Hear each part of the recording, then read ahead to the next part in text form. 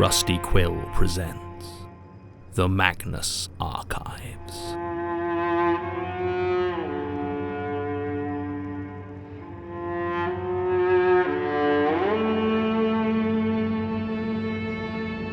Episode 178. The Processing Line.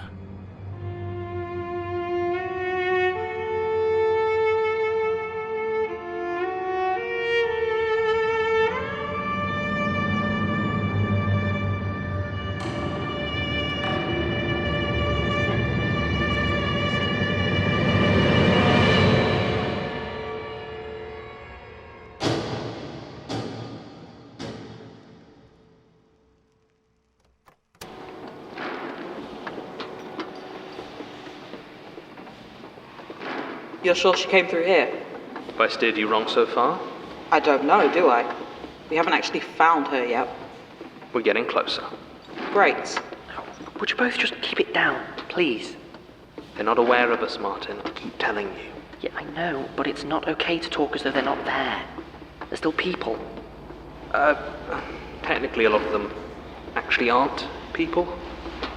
Come again? A lot of them are created by this place as, set dressing, I suppose. This domain, the fear of it requires these cues, this intricate, hateful bureaucracy of hundreds of thousands of doomed souls. It needs far more than the number of people who actually ended up here. Wait. So it just makes the rest of them up? Maybe 1 in 100 or so are actually real. But the rest are there to make those people's fears more acute. That's somehow more disturbing. How do you tell which is which? I mean, you could ask me, I suppose. But I don't really see the point. Would it help you to know whose suffering is real and whose is just a grim reflection? No. Well, there you go then. Why are they queuing? I mean, I've been keeping us away from those rooms, but... well, it's a factory of the flesh, Martin. Use your imagination. No, I don't think I will. Wise. So who's in charge here? Not anyone you're familiar with. We won't be meeting them. You're not going to... No. Even if I wanted to, he's in the, main processing room, and believe me when I say that's not somewhere you want to be. Yeah, I guess. God, I hate all of these loose ends. I'm sorry. It's fine. We'll just have to tie them all up in one go. Around Elias's neck. Which way? Left. Just up ahead. Although, actually you might want to head through that door and wait. Again? Already? There's a lot of fear in this place. What's in there? Tool cupboard. Safe enough place to wait? Fine. No. What the hell sort of tools are those? Flesh factory, remember? New plan. We wait in the corridor, you go in the spike cupboard and tell your story to all the hooks and stuff. Fine. Just don't wander off.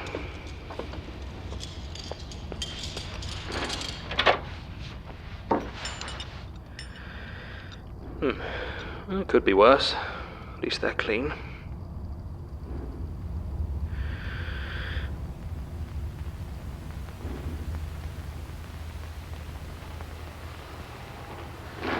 Time has no meaning in this place. But that does nothing to lessen the certainty that Tyler has been in this line for years. A steady stream of sweat flows down his neck, staining his rough-weaved jumpsuit and sticking the itchy material to the skin of his back. The heat of this place is intense, but more than that, it is the apprehension, the waiting, the inching step by step towards his own consumption. He wants to turn and run, to push past the endless row of desperate, weeping people and flee this place. But where would he go? There is nowhere else. Only the processing plant, and he's heard the stories of what happens if you don't get processed through the official channels. It's messy. And more than that, they just throw the remains away. Nothing is used, and deep down Tyler knows that's what he's for. He's there to be useful, and the thought of running from that scares him as much as whatever is waiting for him at the end of the line. Another person processed, another step forward on the snaking line of bodies. Tyler tries for a moment to remember how he got here, where he was before this room of noise and heat and patient waiting figures. It's faded now. He remembers aches and worries and sometimes something that might have been joy. But it's far away now, like something seen projected on a distant wall. Another step forward and he's standing at a desk. The person, is that a person? Behind it wears a loose hood of coarse black leather. Below it they wear a featureless mask of the same material without a gap for eyes or mouth or even the shape of a nose. They wordlessly slide a form across to Tyler. His eyes travel down it. Name, age, ethnicity, blood type, eye color, body mass index. The list stretches on and on and on, and he can feel the stares of the thousands behind him burrowing into the back of his skull. He looks around, unable to find a pen, a pencil, anything. The thing sat behind the desk does not respond to his questions. Finally, Tyler takes his fingernail, now long and ragged from his time in the queue, and painstakingly scores the words into the paper. When one nail breaks, he uses another, until finally the information is carved into the thick white form. The thing behind the desk nods, just once, and points him to another line as long or longer than the first. Tyler feels his stomach drop as he walks slowly over to join it. This gradual procession of the doomed leads not to a desk, but to a small room partitioned off from the wider floor of the facility. What happens within it is not clear, but the looks of apprehension and despair on the faces around him are even more pronounced than they were before. Once again, Tyler considers briefly trying to run, but there's nothing for it. Whatever the management has prepared for him at the end is what's coming for him. All he can do is wait for the axe to drop. And wait he does, as the minutes turn into hours, turn into days, turn into years, which mean nothing in the thick torpor of congealed time. Once or twice Tyler tries to engage those in front or behind him in conversation, but gets only panicked weeping in response.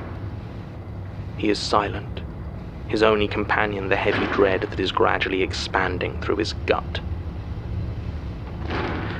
Another step and he is at the door to the small room.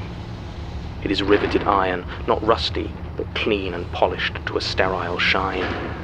The only smell is the smell of cleaning products. The door finally opens, and another thing stands there. It is dressed like the one behind the desk, but stood to its full height, it towers over Tyler in its leather apron. It grips him firmly by the shoulder, in hands with the weight and texture of granite, and leads him into the room of clean and burnished metal. He tries not to stare at the implements that hang on the wall as he is placed on a wide metal plate in the center. He feels it yield slightly under his feet, and a weight appears on a screen set back into the wall. One of the things adjusting the equipment seems to become aware of this, though how it could have seen the measurement Tyler does not know, and it snatches the forms he still carries from his hand. The noises that come from behind the mask seem to indicate the weight does not match what he has put down on his paperwork, and despite everything, Tyler is suddenly gripped with a panic that he might somehow be in trouble. The disruption passes quickly, and the things move on to other tests. Poking, lifting, stretching his limbs and assessing them with strange metal tools. Even if he had the will to, Tyler could not have struggled. The movements of the things scrutinizing him are as gently unstoppable as a piston. Finally, he is led over to a grate on the floor.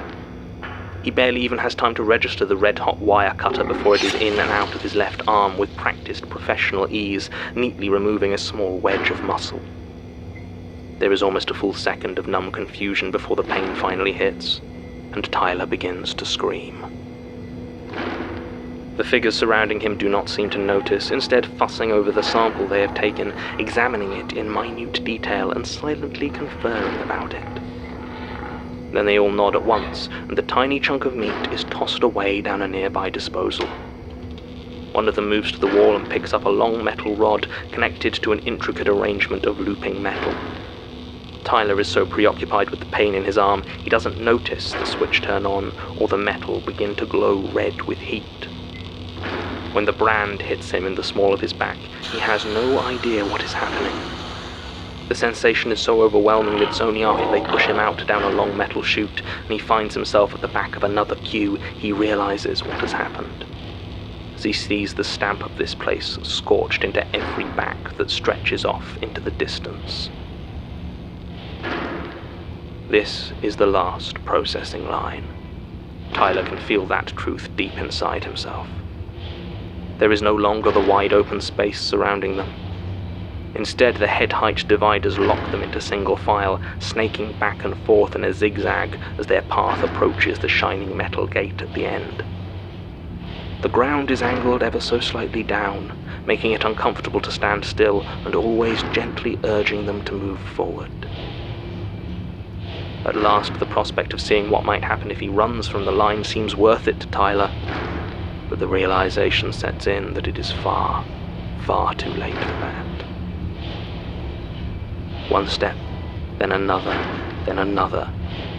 The production balance of this place means it must be impossible for this line to be moving quicker than the ones before it, but it seems to press on with a determination that makes Tyler feel faint.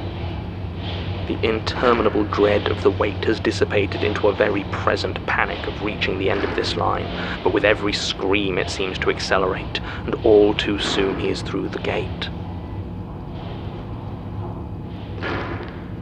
In the room before the killing floor, there are three things: a mirror, a diagram, and a thick black permanent marker. Tyler stares at himself, 100 thoughts running through his head as he waits his turn on the floor. He could refuse. A final petty act of rebellion against a system it feels like he's run through 100 times. But what would be the point of that? It won't save him. A wasted pile of discarded tissue is all that would be left. Is it not better, at least, to be useful?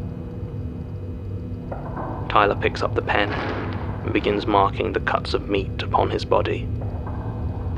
When he is done, he walks through the door.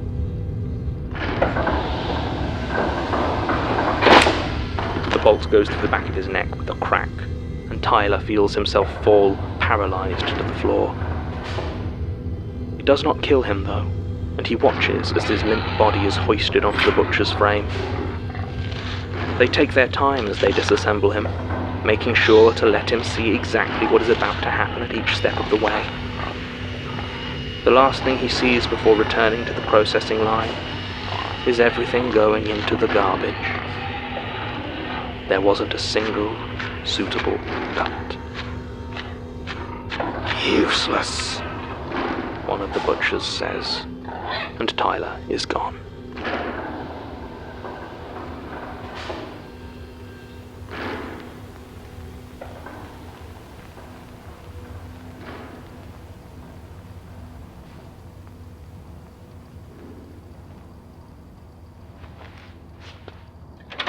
I know you find it hard with...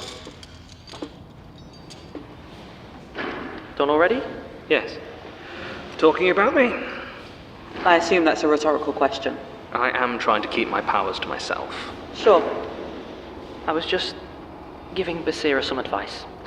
Avatars are from Mars and humans are from Venus, that sort of thing.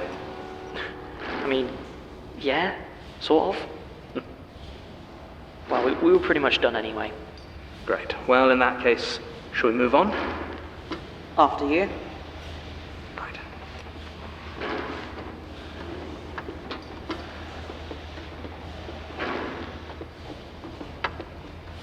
Excuse me. Martin, they can't hear you. I know, John. It's not the point. All right.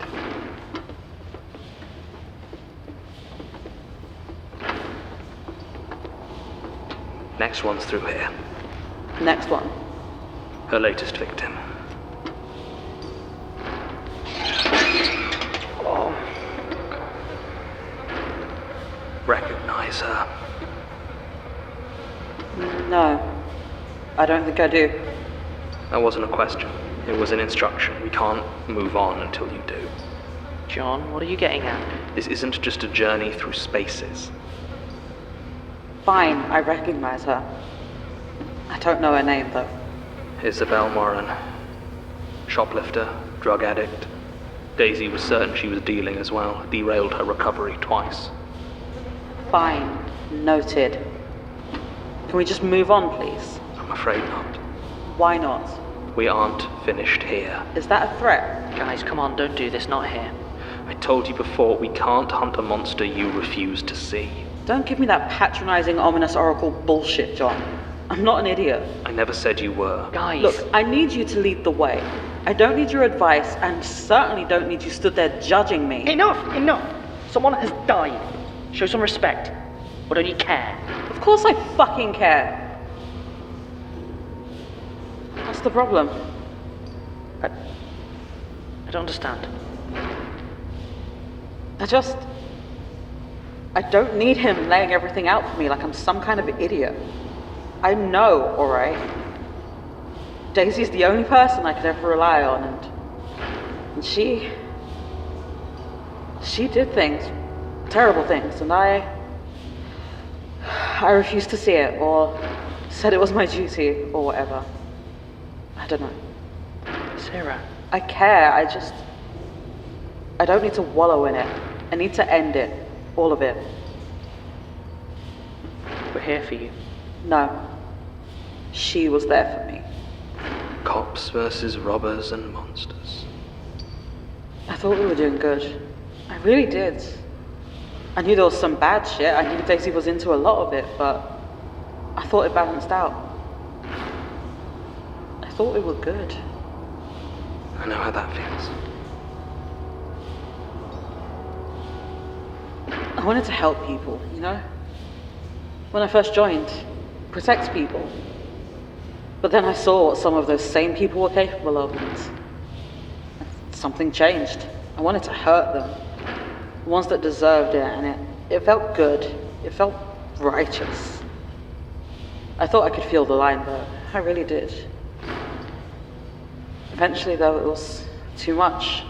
I was gonna quit.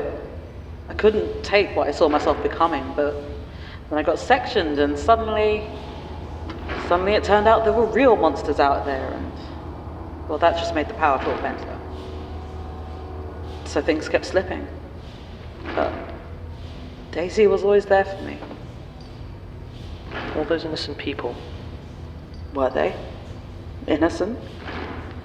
Some. And if not, what crime warrants what was done to them? Theft, violence, disrespect. You knew her. She was trying to be better. She was. But she never asked me to forgive her. Forgive her? I've been scared. Terrified for my life so many times these last few years, but I've never, not once, felt so horribly, abjectly powerless as when she took me into that forest to kill me. I'll never forget it. You never said. It's not easy to talk about. Oh, John. And would you have? Forgiven her? No. But she never asked me. She knew she had no right.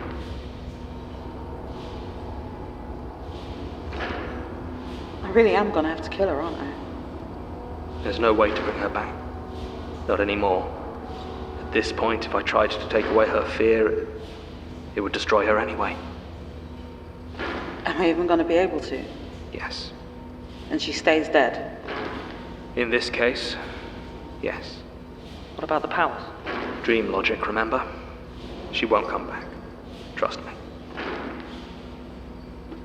Does she want me to kill her? She asked you to, didn't she? No, I mean right now. Is she suffering? No. Right now, she's happy. Killing her won't undo any of it. But it's not the point. No one gets what they deserve. Not in this place. They just get whatever hurts them the most. even me.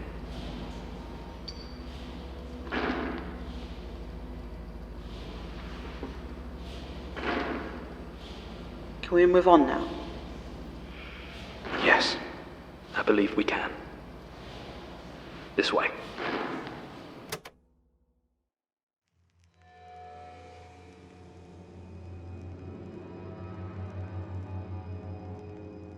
The Magnus Archives is a podcast distributed by Rusty Quill and licensed under a Creative Commons Attribution Non-Commercial Share-alike 4.0 international license. Today's episode was written by Jonathan Sims, produced by Lowri and Davies, and directed by Alexander J. Newall. It featured Jonathan Sims as the Archivist, Alexander J. Newall as Martin Blackwood, and Frank Voss as Basira Hussain. To subscribe, buy merchandise, or join our Patreon, visit rustyquill.com. Rate and review us online, tweet us at The Rusty Quill, visit us on Facebook, or email us via mail@rustyquill.com. Join our community on the Discord via the website or on Reddit at r/The Magnus Archives.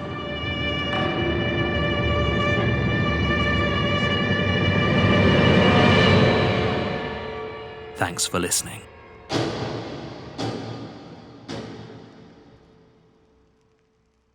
Hi everyone, Alex here. I'd just like to take a moment to thank some of our patrons.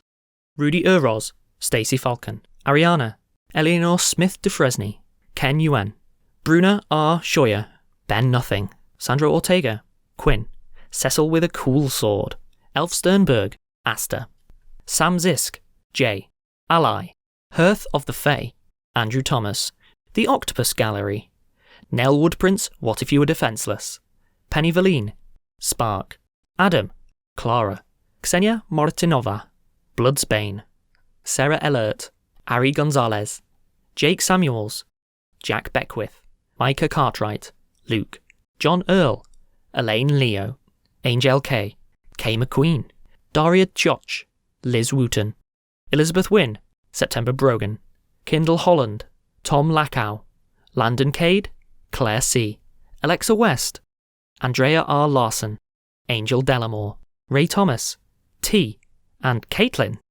Thank you all. We really appreciate your support.